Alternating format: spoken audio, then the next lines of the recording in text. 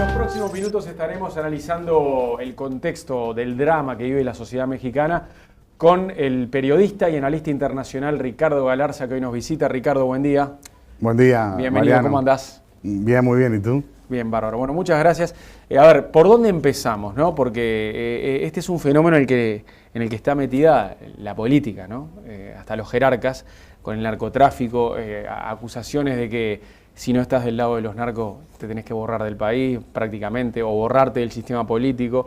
De la mano con todo eso el drama, ¿no? La muerte, y esto que fue lo que destapó la indignación de México y el mundo con el asesinato, la masacre de 43 estudiantes en Guerrero. Sí, efectivamente, hay varios trasfondos, ¿no? Hay un trasfondo político, como bien decís, hay un trasfondo geográfico, no todo México es Guerrero, no todo este México, estado. claro. Y hay un trasfondo cultural, naturalmente. En lo político, lo que tú decías, no es que esto sea nuevo, lo de las matanzas del narcotráfico, ¿no es cierto? Entre diferentes bandas y en esta fragmentación que se ha dado de los grandes cárteles que había antes, el cártel de Sinaloa, el cártel del Golfo, el cártel de Juárez, se han fragmentado en los últimos años y han creado todos estos grupos pequeños, ultraviolentos, de un gran salvajismo, como se puede ver, y entre ellos, entre sicarios, se matan de ese modo, ¿no es cierto? O sea, se matan indiscriminadamente y además con asesinatos masivos, y han generado todo este tipo de cosas entre ellos. Ahora, eso se ha dado en los últimos años entre estos grupos, se mataban entre sicarios. Claro. Pasaba un poco por debajo del radar de la indignación, digamos, no de la prensa, ¿no? Pero esto ya es diferente. Claro, porque pasaba a ser el clásico ajuste de cuentas, se matan entre ellos. Eso te iba a decir, era un ajuste de cuentas. Pero ahora se meten con la sociedad en general. Pero igual se mataban 70 tipos, ¿entendés? Claro. Y las fosas se llenaban, o en La Marquesa, en un parque muy cercano al DF, hace unos años, mataron a 24 en una tarde. Existía esto. El problema es que ahora los muertos son 43 estudiantes, que no tienen nada que ver con ningún que no tienen nada que ver, ningún vínculo ni pertenencia al narcotráfico. Eso genera una gran indignación, primero en la prensa, que ahí sí no pasa bajo ningún radar, sino que ya es un hecho grave y se reporta abiertamente y se le da amplia difusión y recogen los medios internacionales. El horror, la barbarie y todo esto que reportan todos estos medios, es ahí cuando México un poco se mira al espejo, ¿no es cierto? Sí. De ese espanto con el que convive, y es lo que produce esta gran indignación que no encuentra consuelo hasta el día de hoy, desde hace 40 días prácticamente así ha estado. Ahora, ¿por qué no lo pueden parar esto? ¿Cuál es el entorno político de la barbarie? El trasfondo político es que obviamente no solo en Guerrero, en Michoacán y en esos estados que son colindantes y que se llama Tierra Caliente, y donde no solo hay narcotraficantes, sino que buena parte de la población, con muchos de los que hablas, viven de alguna manera del narcotráfico o lavan dinero, hay una gran narcoeconomía, penetran las autoridades locales, las policías municipales, los gobiernos y a veces hasta los gobiernos estatales, como era el caso de estos dos estados, de Guerrero y de Michoacán. Como digo, no todo México es así. De todos modos, existe esta penetración, esa feudalización que le llaman los expertos en seguridad y en combatir a estos cárteles o estudiarlos. Y en este caso ya es diferente porque los propios narcos, como el alcalde de la ciudad de Iguala y su señora, pertenecían a este famoso cártel, Guerreros Unidos. Y más allá de la feudalización, ya es que ellos mismos, el sueño de todo narcotraficante, desde Pablo Escobar hasta ahora, es convertirse en político. Tienen su cargo político. Y ya, o sea que no controlan ya solo, sino que son las autoridades. No controlan a los políticos, a través de la compra, de la corrupción, sino que además ya son. Entonces esto también es parte de la indignación también. O sea, ya los narcos gobiernan grandes partes, grandes zonas, áreas de algunos estados y pues parece terrible, ¿no? Y aparte debe haber dos casos. Uno es el narco que llega al cargo político y otro es el político que tiene un cargo importante que capaz que es comprado por los narcos, ¿no? Claro, eso pasa. Que estando ahí se tiene que transformar en un cómplice porque si no, o lo matan o se tiene que borrar del lugar, ¿no? Plata o plomo se llama la ley, ¿no? O sea, o te compran o te matan. Y básicamente es lo que vos decís. En varios niveles de gobierno, presidente municipal, como le dicen ellos al alcalde, regidores, incluso gobernadores, responden a estos señores de la droga que son realmente los que mandan en esas zonas. En Michoacán, por ejemplo, es clásico, la familia, el famoso cartel de la familia, es el que prácticamente tiene el control del Estado, más que el poder político. Entonces, los que no pertenecen al narcotráfico de alguna manera están vinculados y están comprados, como bien decís. Ajá. ¿Y qué puede hacer el uno del gobierno? ¿Qué puede hacer un presidente ante esto? Bueno, porque está claro que el presidente pregunta. no es cómplice, pero ¿cómo puede establecer una guerra pareja y terminar con esto? Está buena la pregunta porque se ha hablado mucho de eso. Hay un gobierno, como debes saber, en México hay un gobierno federal y después están los gobiernos estatales y los municipales. Los municipales y los estatales son los más vulnerables a la penetración del narco. El federal no ha sido comprado por el narco, a pesar de que se habla de un narcoestado, me parece a mí injustamente, de México, no lo es. Para que sea un narcoestado, el gobierno federal, encabezado por Enrique Peña Nieto, tendría que estar comprado, tendría que estar siendo infiltrado por el narcotráfico y no lo está. ¿Qué puede hacer?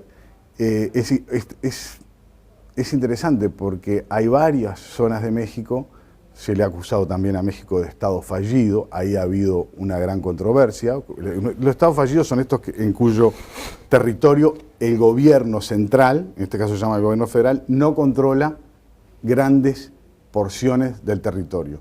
Hubo en el 2009, en el 2008, un informe del Pentágono que lo declaraba a México como Estado fallido. Terrible, ¿no? Es el país con el que tiene fronteras como Estado fallido, un Estado que no tiene control sobre todo el territorio.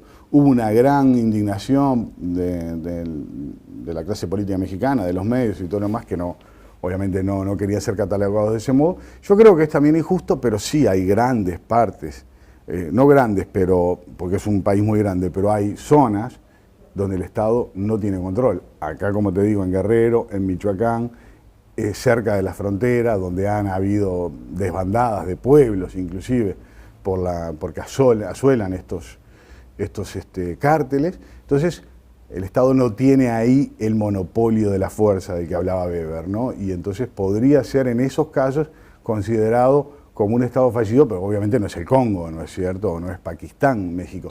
Ahora, ¿qué puede hacer? Bueno, sí, tiene que hacer una gran represión. Tiene que declarar, claro, en realidad tiene que declarar una guerra. Ya está declarada desde 2007, el gobierno anterior de Felipe Calderón declaró la guerra al narcotráfico y de alguna manera generó esto que te hablo de la fragmentación, porque al capturar o matar directamente a varios capos como Beltrán Leiva, ahora el Chapo Guzmán, al descabezar o dejar acéfalos todos esos cárteles, se fragmentan en estos pequeños, ahí en Guerrero nomás 10 se disputan los territorios y las rutas de la droga. Entonces siguen estando los narcos más chicos capaz que hasta se van mudando de estado también, ¿no?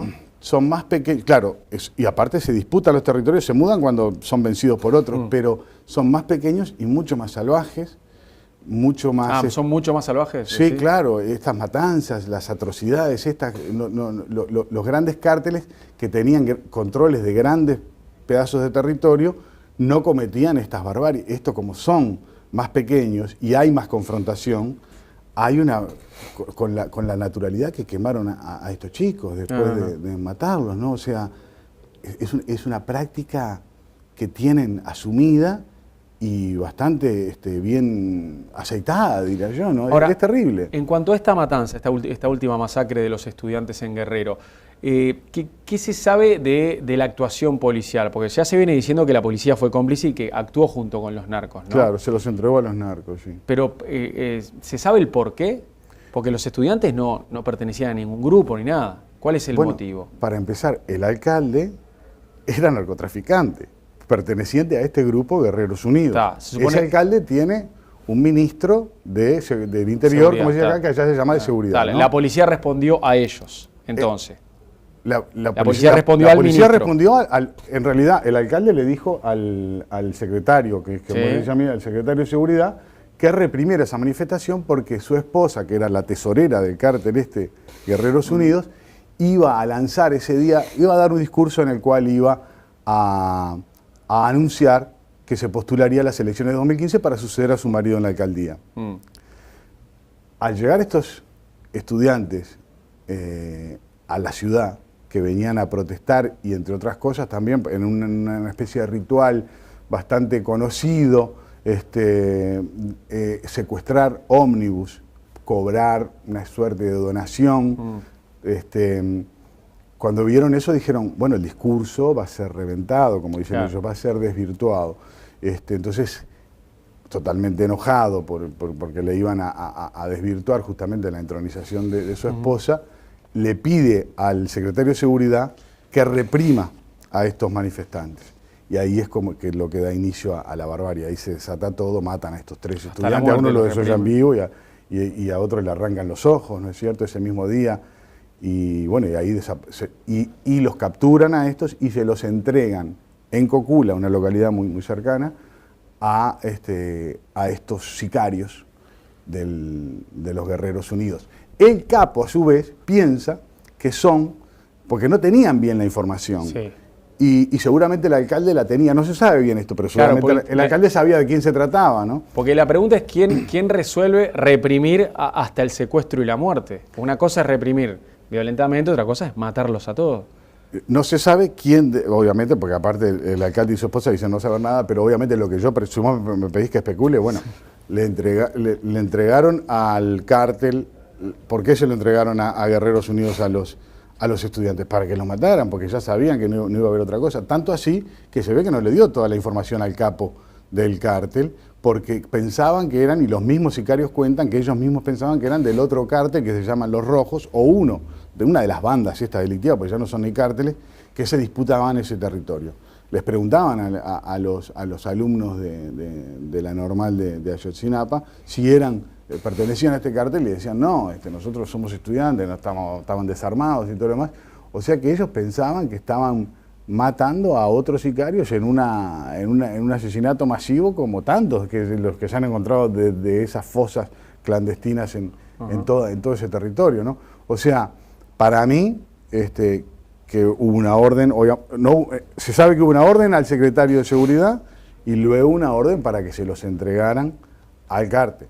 El capo del cártel mismo pensaba que pertenecían a la otra banda delictiva. Entonces ahí pues no te sabría decir, pero esa es mi especulación. Y Guerrero, por ejemplo, ¿es un estado con un entorno geográfico y cultural favorable para el desarrollo de un cártel? Sí, claro. ¿Qué cosas tiene? Yo sé que está Acapulco nomás, ahí claro, que está en Guerrero. Pero está Acapulco, que es un emblema turístico de los 60 y los 70, porque uno ha visto las películas, yo qué sé, Luis Miguel. Ahí va. En los 60 y 70 era lo máximo. Era lo máximo, exacto. Sí, como un Punta del Este. Sí. Exacto, como un Punta del Este acá o como un Cancún ahora, o Los Cabos en exacto. México. Pero claro, pero a la misma vez el 70% de la población vive en la pobreza. Es realmente un trasfondo, como vos decías, muy propicio para el narcotráfico, y lo otro es que, obviamente geográficamente, montañoso, se presta para todo eso, y luego toda esta pobreza generada alrededor de Acapulco, aparte, ¿no? Nada menos, y la desigualdad que eso genera, también hay un movimiento de izquierda importante, ahí la guerrilla en los 70, en los 60, con Lucio Cabañas a la cabeza, que pertenecía justamente a esta escuela de magisterio de estos estudiantes, pues siempre ha tenido un foco de izquierda radical también ahí, ¿no es cierto?, de filiación marxista. Entonces, eso fue un cóctel que en este caso se juntó para este horror, para esta barbarie, ¿no es cierto? Y una matanza en México no es nueva, pero vos pensás que este es el momento de mayor indignación social por el hecho de que fueron 43 estudiantes asesinados en una manifestación. Creo que sí, definitivamente. Creo que es la tragedia de los últimos años más grande de México, por el hecho de que son estos 43 estudiantes, por la indignación que causa en México y por lo que te digo, porque es la constatación de que el narcotráfico ocupa el poder en varios lados, ¿no? Y fue una manera, como te digo, también de mirarse al espejo de México y de sentir que estaba conviviendo con toda esta barbarie constatar que estaba conviviendo con el horror, con el espanto, y eso para una sociedad es un golpe muy fuerte, ¿no? Que es lo que por lo que no sale, por lo que no encuentra consuelo. En este ¿Y momento. cómo observa esto Estados Unidos, que lo tiene ahí al lado, en un país vecino, pegado? Y siempre han tenido, ya desde el gobierno pasado, desde Calderón, con Peña Nieto no, pero con Calderón, era un poco que se culpaban mutuamente, ¿no? Porque obviamente Estados Unidos es el mayor consumidor de drogas del mundo y el que le compra todas esas drogas, y México dice, bueno, sí, nosotros tenemos a estos cárteles violentos, este horror acá, pero es porque ustedes compran la droga, ¿no es cierto? Y a la vez nos venden armas, ¿no?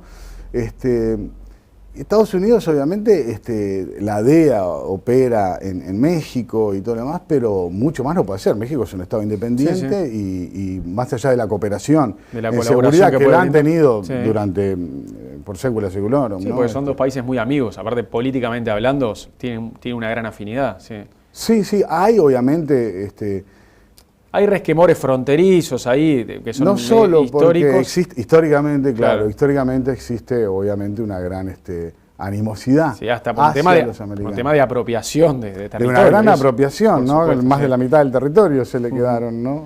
Ahora, y a propósito justamente de esa zona, de la zona fronteriza, es muy común que varios de los dirigentes políticos, de los líderes que no quieren saber nada con el narcotráfico, escapen para Estados Unidos. Eso Muchos alcaldes, es un clásico. Claro, es un clásico en la frontera cuando las bandas estas toman de repente una localidad. Es común que los alcaldes se muden, es una cosa terrible, ¿no? Se muden del otro lado de la frontera y allá en Texas viviendo alcaldes con toda su familia desde hace tiempo, porque eso sucedía. Ahora, Porque si te quedas en México, fuiste. y Si no querés obviamente, tener nada que ver con ellos, estás en si riesgo no querés permanente. tener con esa mafia, o si perteneces a otra que ha pasado, ¿no? O si arreglaste con otro cartel y sos un político y arreglaste con otro cartel. Ah, claro. Es así. Pero eso está un poco más controlado en el norte, desde que en el 2009, 2010 por ahí, en Monterrey, unos sicarios incendiaron el Casino Royal, que era como decir acá, no sé, Maroñas Entertainment, un lugar de esos, murieron 51 personas, y ahí hubo ese choque con la realidad que está sintiendo ahora todo México, ¿no? Y en Monterrey se pudo de alguna manera minimizar la violencia y reducir un poco todo eso, y en algunas otras partes del norte el gobierno federal colaboró, hay una presencia del ejército importante, Sí. inclusive en estos lugares, pero bueno, en Guerrero y en Michoacán y en otras partes, en Sinaloa, pues está más... hay menos control, ¿no es cierto? Y está esto realmente, ya llegar a esto ya es grave, ¿no? Sí, es llegar al peor momento. Al peor momento. Y por eso es la mayor tragedia que digo de los últimos años, que ya de por sí han sido bastante trágicos. ¿no? Y ni asoma una pacificación aparte. No está en el horizonte. Bueno, después de esto no sé lo que va a pasar, porque es de esperar que alguna medida, más allá de lo que ya se está tomando, que realmente están en una guerra desde hace 8 años, como te digo, desde 2007, que la lanzó Felipe Calderón con el narcotráfico.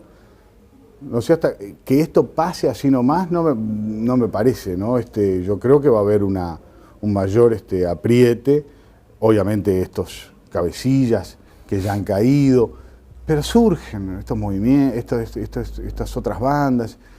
Realmente hacer una perspectiva de eso es muy difícil, ¿no? Pero sí, ojalá que eso se acabe de una vez por todas. En Colombia se pudo reducir la acción del narcotráfico de una manera bastante importante. Sí, ahí terminaron acorralando a la guerrilla. Exacto, y al narco. Ojalá suceda algo parecido en México, ¿no? sí. No lo sabemos, ¿no? Ricardo, muchas gracias por visitarnos hoy. Gracias a vos, Mariano, encantado. Que pases bien.